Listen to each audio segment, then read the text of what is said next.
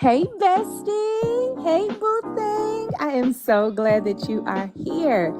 Okay, I'm coming begging. Okay, I'm coming begging because a friend in need is a friend indeed, right? Okay, so if you have not already taken care of these little tiny housekeeping things, I would love for you to do that now. All right, I need you to please subscribe to the channel, hit that notification bell.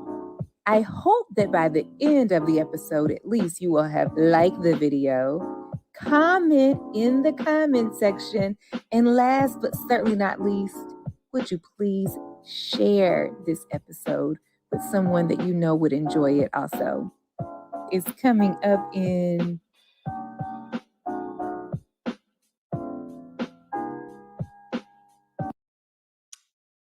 Hi, guys, and welcome to another edition of the Life Unscripted podcast. I'm sorry, y'all, I'm looking all crazy with my bangs here.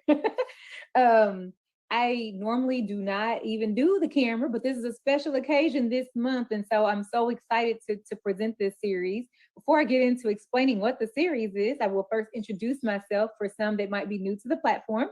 I'm your girl. I'm your new business and balance and podcasting bestie. I'm Tiff. And I am the proud owner of Organized Energy Coaching and Consulting. And so what I do is I help people tell their story through helping them to launch their own podcast and get their books published. So that's that. But this month, usually my content is evergreen. So usually you can listen to it at any time. There's not going to be any date there. It would apply whenever.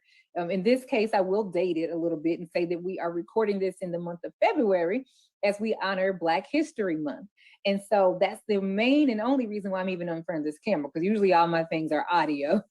But what I wanted to do this year, and if you've been following this series, then you will have heard me say this before, but for those who have not, I will say this. I wanted to do something different this year that was going to help me see Black History Month a little differently. What I mean by that is that coming up, I would be introduced to Black History Month and be reminded of our history and heritage as it pertains to inhumane treatment. So, you know, when I was coming up, we were reminded, we saw things like Roots. We saw the stories of Ruby Bridges, of Martin Luther King, of Rosa Parks, Jim Crow days, the March on Washington, and so on and so forth. And it was always torment or something, you know, sad. You know, we might see Sounder, but it just wasn't ever anything where we were shown to be anything great. It was just a reminder of how somebody had their foot on our neck. And we were to celebrate this all month long in the shortest month of the year. And in my mind as a child, I just couldn't get excited about it because it just seemed almost traumatic. It was traumatic. And it just seemed, it was just sad. And so I honor the month because it's my heritage. I'm, of course, a person of color. But by the same token, I was like, well, what is, and those instances, you know, they have great meaning to us as a culture and as a nation. Absolutely. So not to discount the weight and the importance of those instances and those eras, for sure. However, there are some good things that are going on too. And this year I wanted to be intentional as a brand. I said, well, what is my brand doing to highlight Black history in the making? And so I thought, you know what I'm gonna do? I'm gonna be intentional. I'm gonna reach out to some folk in my LinkedIn Rolodex, and I'm gonna see who's doing something good in the hood. And I wanted to invite them to join me in conversation so that we can spotlight, highlight, feature them. And so with that being said, we have none other than Mr. Merald Holloway. And he's been someone that I was introduced to during my journey. I relocated for the first time about 3 years ago. And then I came out on the coast and just kind of built up, you know, a little network and try to meet as many new friends as I could. Merald was one of those people, and we don't connect a lot. And so I said, you know, I want to connect with those who I'm not really connecting with on LinkedIn. We got people in our back pocket. We don't use them. We don't call people. We don't check in on them. And you never know the treasure that you got in some friends that you just should, you know. And so with that being said, welcome, Merald. Thank you, Tiffany. No, thank you for having me. This is a really cool idea, and yeah, we don't get a chance to connect like we should. This pandemic has been an interesting couple years now. So It has. thanks for having me. But one thing that sticks out about me is your passion for community service. In one of our interactions, we were, meeting at one time trying to find out, exploring some ways that you could even more positively impact our community. And I didn't forget that about you. And so when I thought about who can I call up, who can I reach out to, inbox, whatever, you definitely were top of mind because, I want people to know that we are more than what is portrayed in the media. A lot of times we see there's a negative narrative that's going on. That's not truth. That's not the full truth and the full scope of our capability as a Black people, as a Black race. Um, as descendants of Africans. We're doing some pretty incredible things. And I wanted to highlight that. And so when I remember the great things you're doing in the community, I said, okay, let's see if Merald will come on. Let's see if he'll tell us. So let us know and give us an introduction of, kind of who you are, what your passions are, what are you doing personally and professionally that will be of interest to our audience. Well, I hope this is of interest to the audience.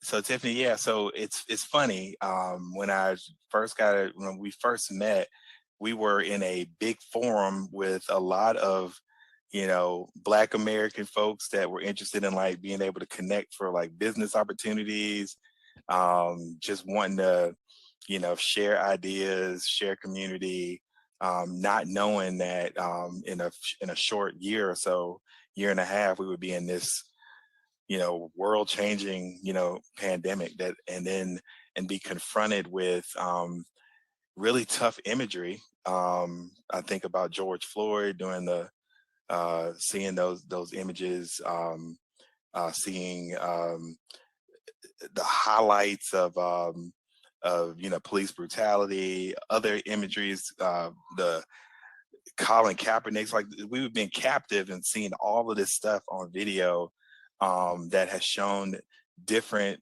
parts of the Black American experience. And I have been on an evolution and growth from wanting to have organizations be thoughtful about how they participate with business and entrepreneurs like us that share this affinity of this proud connection to descendants of enslaved people. So I've been building that out. I've been trying to take the resources and things that I've learned from spending, 20 years almost, more than 20 years really, in the Durham, Raleigh business community and taking those resources back to my hometown, which is a very rural county, Rockingham County. I'm from a little town called Reidsville. And I had no idea the 20, 24, 25-year-old me had no idea that I would be intentional in wanting to connect resources and people and ideas from, different places back home. I left home with no intention to come back. So Mhm. I've just been exploring and building that out. I'm an economic developer. I'm a social justice champion, worked for a big, large nonprofit. Felt like I wanted to figure out ways to try to not solve something, but like concentrate on one particular area instead of a bunch. Um, and create wealth, protect wealth, and by doing that, people should be healthier. So whole I lot of think things that's under that. I think that's obviously an incredible and a very noble journey that you're on. You said that you left home with no intent on going back. Never. So what changed the trajectory of what it is that you ended up doing that caused you to give back, back to your hometown and all that? What got you started, or what inspired you to kind of get on this leg of your journey? Yeah, I think it was, so I left college. I left the rural community I'm from to go to college here in the area. So I went to UNC Chapel Hill. And my whole vision for going to school was not to get an education. It was to get a job. It was to find a way to create wealth for myself. And it was solely just focused on me. Like, my parents kind of drilled that into me and were like, you're going to college, you're getting out of here. And there were opportunities that we didn't have. We want you to have them. But it was it was just singularly focused. And so I spent, 10 years like singularly focused, worked in the corporate sector, made some pretty decent money. But I just wasn't happy. And I didn't feel like the work I was doing was it wasn't bigger than me, and it wasn't helping anybody but myself and my immediate family, like it's like my circle. And I was like, there has to be something more than this. And there are people who look like me in my hometown that may or may not get opportunities to do X, Y, and Z. And there are people in my hometown that college doesn't make the most sense for them, as their plan to be successful and however they want to define it. I think we define success by the stuff that we have or the title we have or the corner office. And I just got to a point where like, no, success for me is feeling like my life has had some texture, because I didn't think it did at that point. And so I spent almost a year, Tiffany, not working. I was blessed to be in a position where I didn't have to work.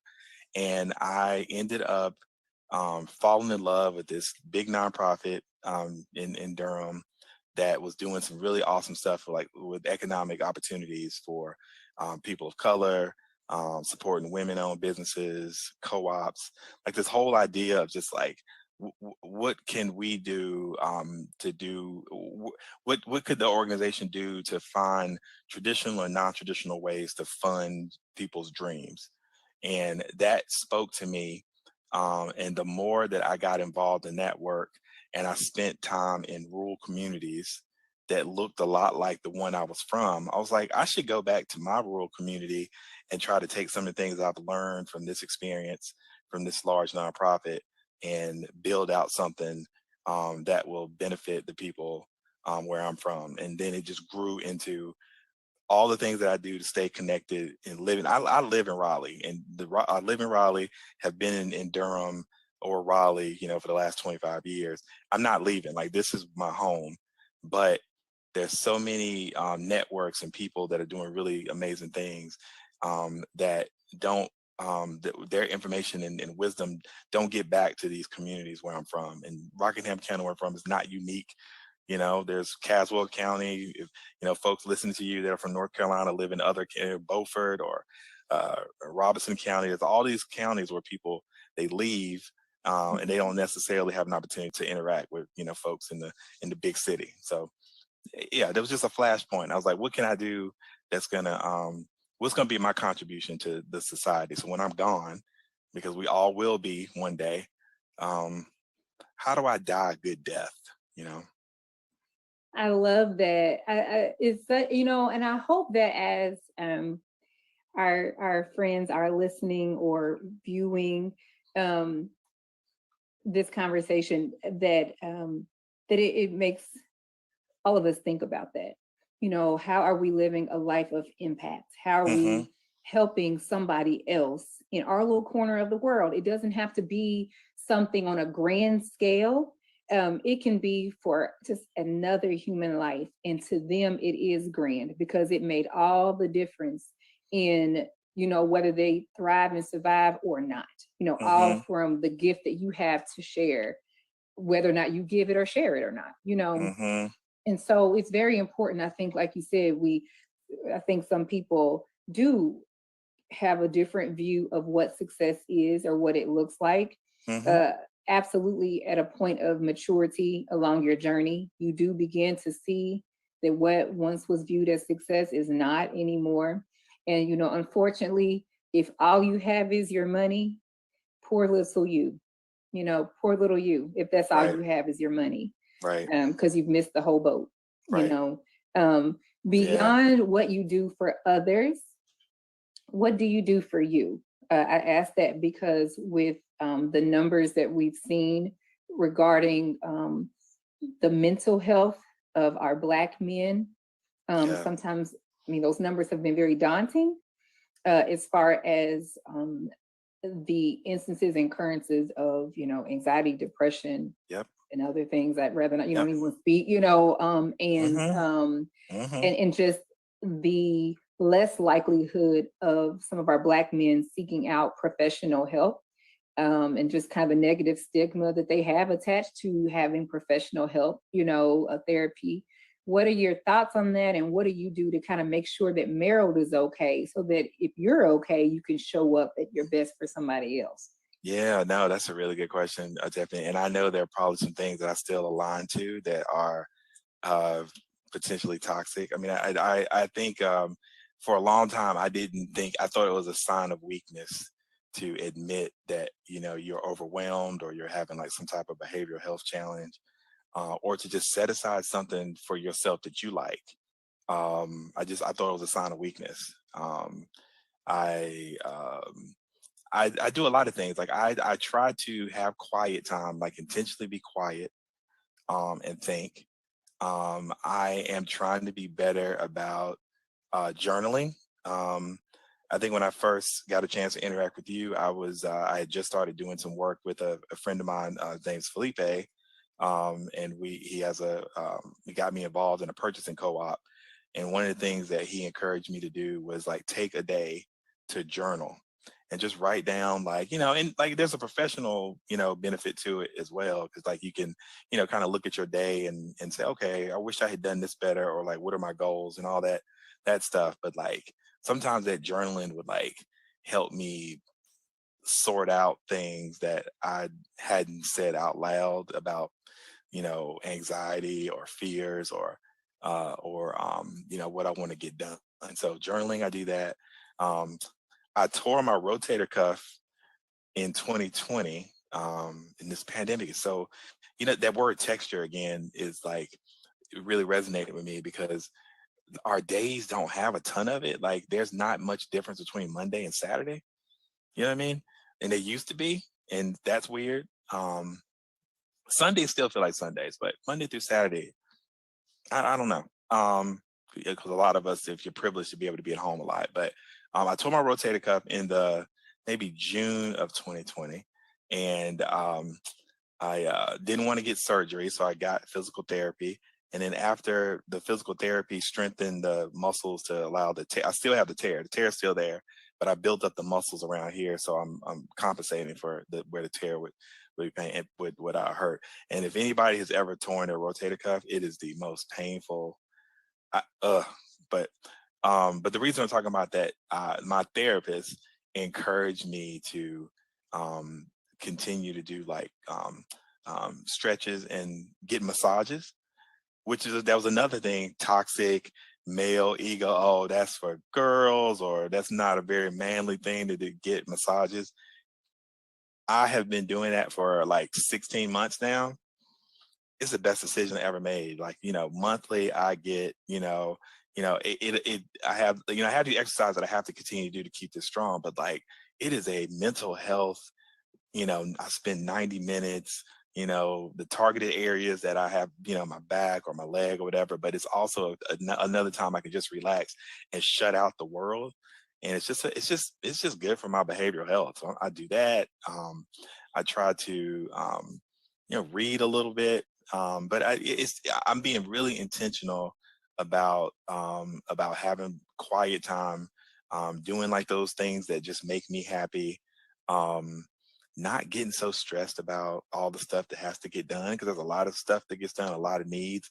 But a friend of mine told me a long time ago that the work that, my work is, still in the nonprofit space in addition to some of the economic development, but our role, if you're doing this type of work, to be healthy for the people that you want to help gain more health and strength, is we're just supposed to be pushing this really large rock up a really steep hill, and we are only meant to be pushing it a few centimeters or a few inches at a time.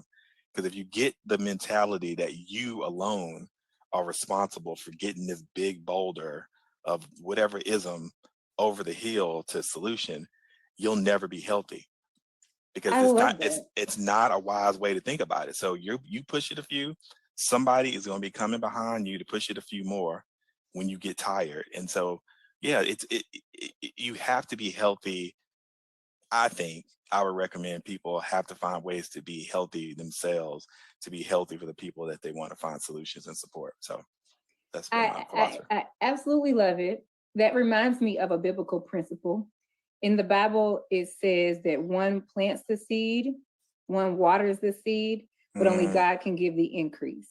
There you go. And that's a scripture. And what you just described with the boulder going up the steep hill mirrors that. And we absolutely have to know that whether we're the ones that planted the seed, that's our job, and we planted the seed. If we are the one that comes behind that, and we're the ones that's just doing a little bit of the watering. But as you said, we're not meant or built to do it all. It's not our job to do it all. And I think what happens is you do the person who was meant to do the other pieces of that process, you do them a disservice. 100%. Try to take over and do it all. Because first of all, you're operating out of alignment with your assignment. And you're not allowing them the opportunity to work within what they were gifted to do, That's right. And so then what you did a disservice to yourself and to the one that was supposed to do it, and possibly to the seed, because maybe you really don't do the best kind of watering. Maybe you're just good at planting the seed, and you would do more harm to the seed to try to do all the water. You might be more guilty of overwatering or not watering enough, do your part. Just do your part. That's all, So I love when you mentioned the journaling. It is, when you do begin journaling, I don't know that you're able to go through a day without journaling anymore. It becomes something that you heavily, beyond prayer, in addition to prayer, journaling is essential. I started journaling. So my mind, I feel like I have adult ADHD or ADD, whichever one, Me too. Yeah. And so focus and attention span ain't like the biggest thing, I'm real. So that being said, the idea of reading too long or reading a lot or writing a lot or thinking too long on something is kind of like, I don't think I could focus. So when I started journaling, it wasn't with the intent of writing complete sentences, writing paragraphs, writing a whole narrative. Literally, when I started my journaling, and matter of fact, literally before we got on this call, I actually was doing that now. My key to journaling, or the way that I journal, is I pull things out of my head, like meaning that, I have so much balled up sometimes, you're just in a way, you feel a way and you can't even figure out, why do I feel this way? Or you got so much going on and it's just like, oh my God. So the way that I journal, or the way I approach it, is I'm just kind of pulling things out. I'm like, what in the world got you feeling like this? Okay, so one, I know that I'm thinking about blah, blah, blah. Okay. And I know number two, I know that such and such is on my mind, this thing. Okay, I know I'm facing this. And I just start to I just list the themes that I'm working with, dealing with, facing, tripping about, whatever. Yeah. And then next to those items, I say, okay, so what you gonna do about it, sis? Okay, so yeah, this is the thing, and it feels like this big thing in your head. But when you look at it on paper, sometimes it's not as big as what it felt like in your head. You look at it on paper and you're like, you're upset about it. The logical thing to do with this is to call up so-and-so, or apply for that, or just send the email and fix it. Or, it's like, you can look at it when it's on paper, and there are logical things that you can do about the thing. And once you did your part and you prayed and asked God to do what he's going to do, that thing can go about its business, Yep. And so that's kind of how I approach journaling, but it's absolutely necessary for my mental health as well. And I encourage anyone who's not gotten into the practice of journaling, male or female, right? If you don't have a mental wellness professional on your roster, if you don't have the means or the resources to do that, because therapy is just like, whoop, yes, for anyone that can. But if you can't, or if you don't trust anybody, or if you're not there yet, at least please journal. It's like, it's therapy with paper and pencil. It really is. Yeah. Yeah, And you and mentioned you're it. more honest. You're more honest with it because, like, I think a lot of people journal in the with social media, and I don't know if that's always an honest depiction, right? Because like you're letting everybody in. You're gonna be more honest with yourself to other people because in social media, you're most of the time you're projecting out all the positive things that are I was happening, gonna say everything you're that's only going gonna right. tell the part that you want them to know, and Right. that's all. And that's not so. So okay, there are people who only give the highlight reel. Then there are others who function in their dysfunction and thrive off of the pity Right. that comes along with a sad story. That too. So some thrive off of people patting them on the back. Oh, I'm so sorry this is happening to you. Some people function well in a victim role, you know. Yeah. So, and not to, whichever way, whatever it is. But as you said, I think, I agree to your point. It's great to be honest with you, and only you Yeah. can be, and that's on paper. That's Yeah. just between you and God. Right. You mentioned reading that you like to read. What is on your reading list? And is there anything you'd like to recommend to anyone that may be listening or watching? Yeah, there is a book called Leadership on the Line that I read recently, and it talks a little bit about the different styles of leadership. There's these traditional leaders. Like I think we grow up with like a traditional sense of a leader, somebody who's in the front of the room. But a lot of leaders lead by example, or they just kind of lead by how they live their lives, or they lead by being quiet. And I've been tried. I've really would recommend that book, Leadership on the Line. And then there's a book called So You Want to Talk About Race. Um, and that was, and I cannot remember, I wish I could remember her name. It's a doctor, mm, it'll come to me. I'll have to share it with you so you can let your people know. But it's called So You Want to Talk About Race. If you type it in, it's Doctor, I can't remember the name, but it's a name I don't want to butcher. Um, and that was a really interesting. That's been a really interesting book that I've read recently. That um, it came.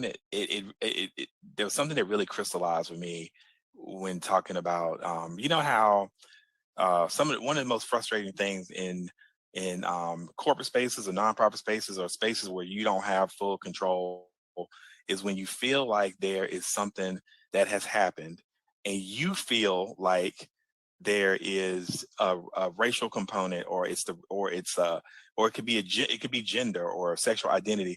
You feel as a person who is marginalized that a decision was made or something happened, and it wasn't based on merit. It was just based off of people's lived experience and their power dynamics. And the book crystallized this concept of it doesn't matter if you can prove it or not. You don't have to prove it. If someone feels like there was something that happened and race was a part of it, or gender discrimination was a part of it, then it is. It automatically is. There's no extra work, no research that you need to do. So as somebody who is entrusted with the care of people, so if you are, an HR person or you run a company and somebody has raised an issue and says, I feel like, race played a part in it. We don't have to put people on trial or gaslight them. It is about that. Now, how you handle it is going to be different, especially if there's going to be some punishment or something that comes towards somebody. But it is about the thing that person, if that person feels like it's part of it, there's something in your environment, in your office culture that makes people feel that way, and you need to figure out what that is. So I really love the way that she talks about. So she has all these different strategies about how to navigate in spaces where people only come with the perspective of their own personal lived experience. And I think by default, all of us, I can't speak for everyone, but I have had the experience that a lot of people that I come into contact, and even myself, you put your lived experience as the standard.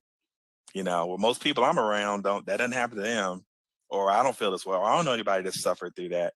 And you have to check yourself to ask yourself, why is my lived experience more important than this other person's? So it's a really cool book. You said that, and I don't want to belabor the hour, but you made me think about something else. Not only the downplay of someone else's lived experience, but also I have experienced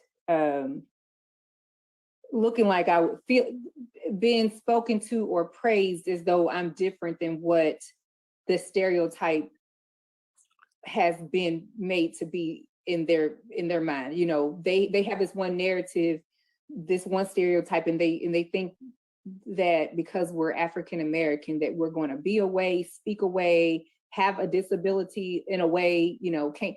And so one of the biggest insults that I have received is what many would think is a compliment. You are so well spoken. Mm-hmm. You speak so well. Yeah.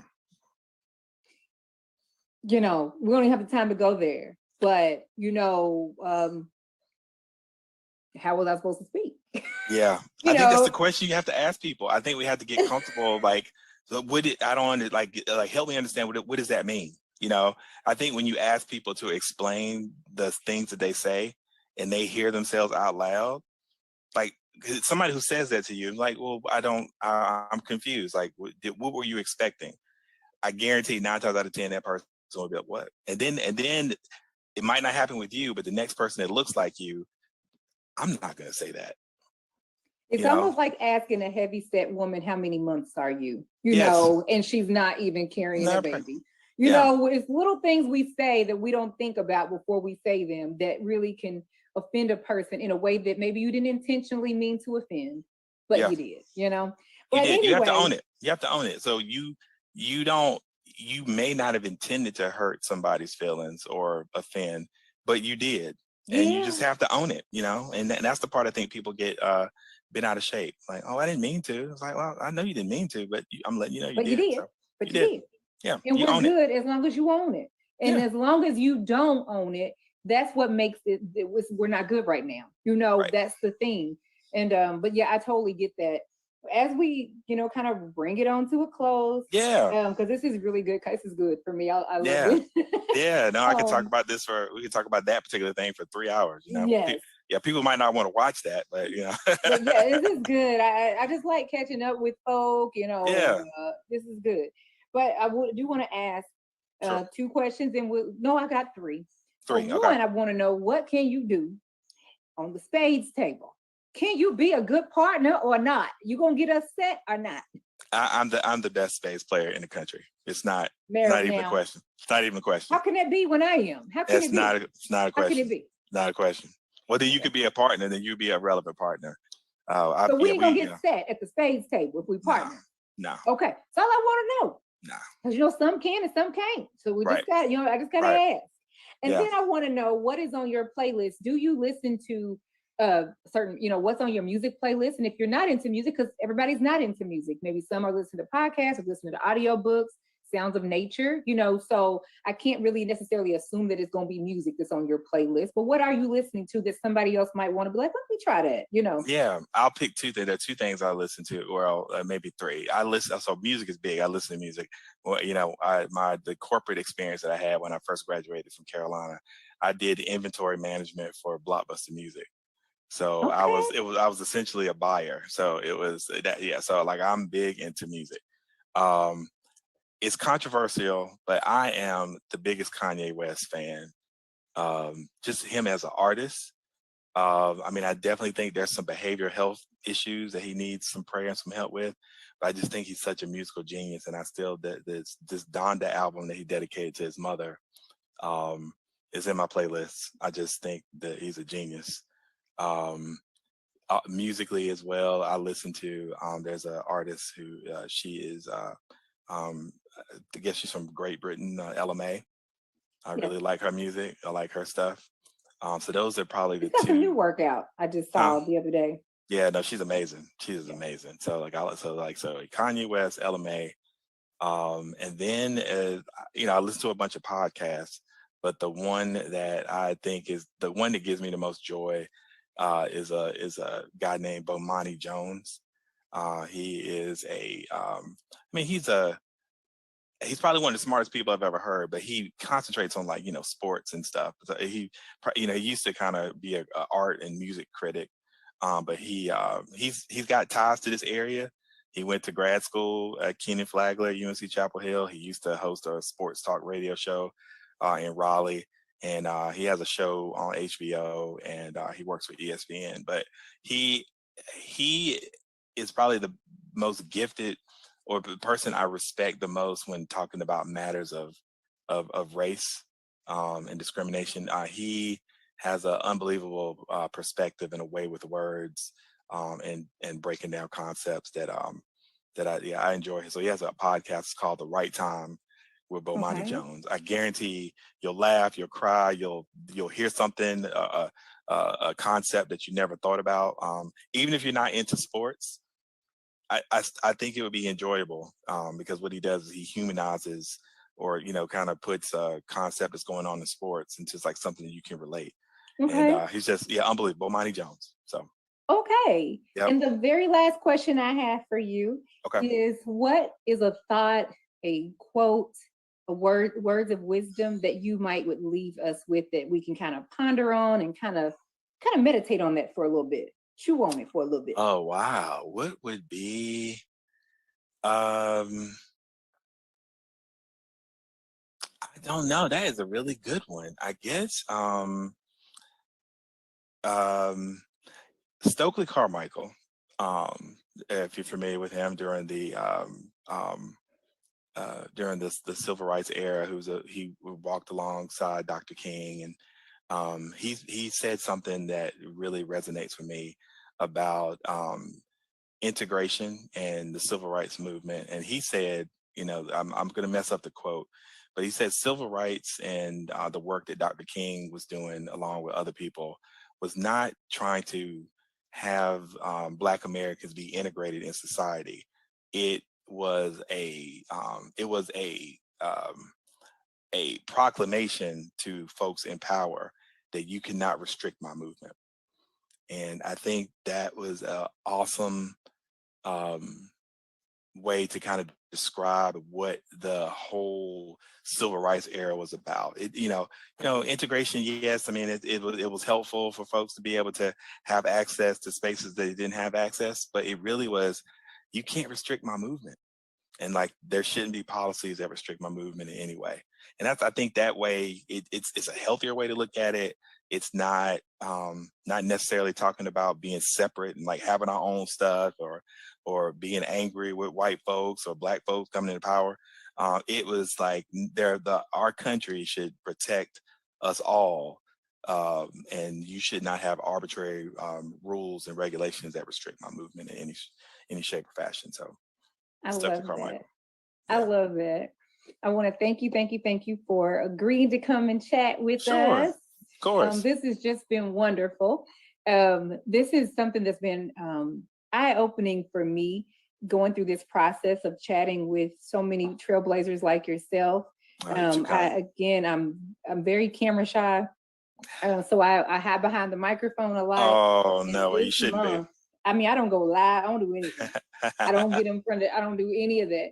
I don't even post selfies for real. I might every once in a while. I'm just not that kind of person. Okay. But this has really inspired me to want to continue to spark meaningful conversations and continue the dialogue with so many people that, like I said, and again, for you guys, you might have heard me say this in previous episodes during this series. If you've been following, I'll say it for those who are just tuning in for this particular one.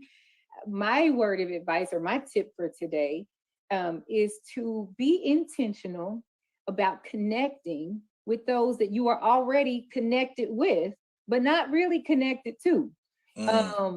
And what I mean is, you don't know the treasures that you have within your network. We're not really tapping into our network. We're not intentionally nurturing our network. A lot of times when you reach out to people, you try and sell something. And that's not really what a community is for. You give a little, you take a little, you drop a gem, you pick one up. So the only way you know who you're working with and the wonderful stories they could share with you and experiences they can share is if you take the time to listen to people. And so I would ask that you who's listening or watching would just be intentional. Just select one person a week. Just pick one person a week and just inbox them, DM them, and ask them if they will be interested in a virtual coffee or a Monday margarita, whatever it is that suits your boat. suits you, but just reach out to people, because look at this. I mean, I would have never known all these things that Merald had, and we were able to unpack during our time together today. So this has been a treat for me. And I just thank you all for watching. As I always try to say, I love you. God loves you. I want you to love you. God loves you best. He loves you most. But second to that, it ought to be you that's doing that as well. So anyway, with all that being said, I ask that you subscribe or share or whatever you're going to do, like, comment, all that good stuff. And then just tune in for the next episode of the Life Unscripted podcast by Organized Energy. Blessings. It is awesome to listen to my show, but wouldn't it be